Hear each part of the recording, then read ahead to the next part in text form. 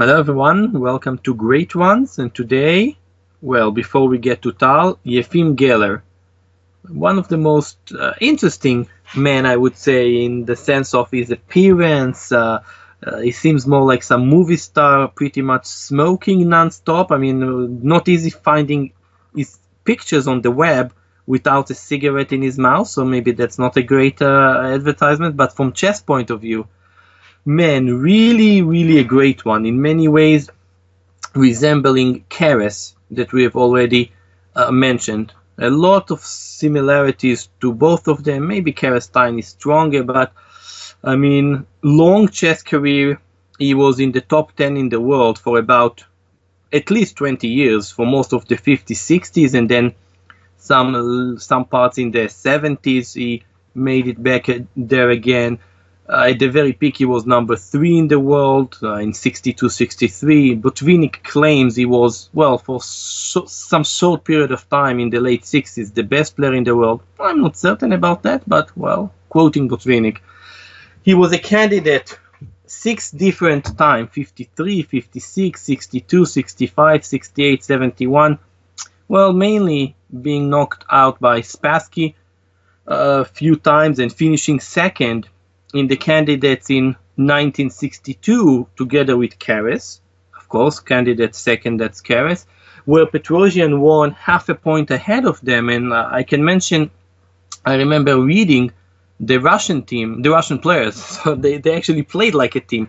Pretty much most of them, or at least those 3, finished all their games with a draw. Not even long ones, many of them.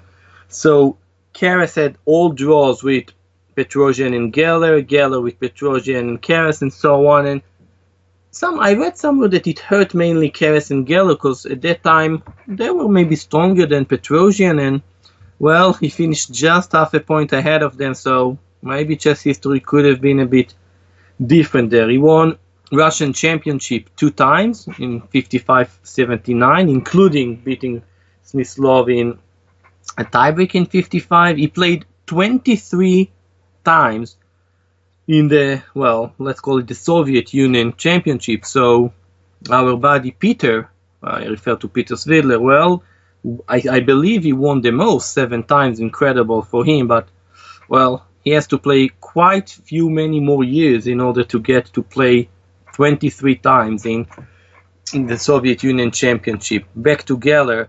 Okay, he won many Olympiads with the Russian team, many European championships. He won many gold medals for his board.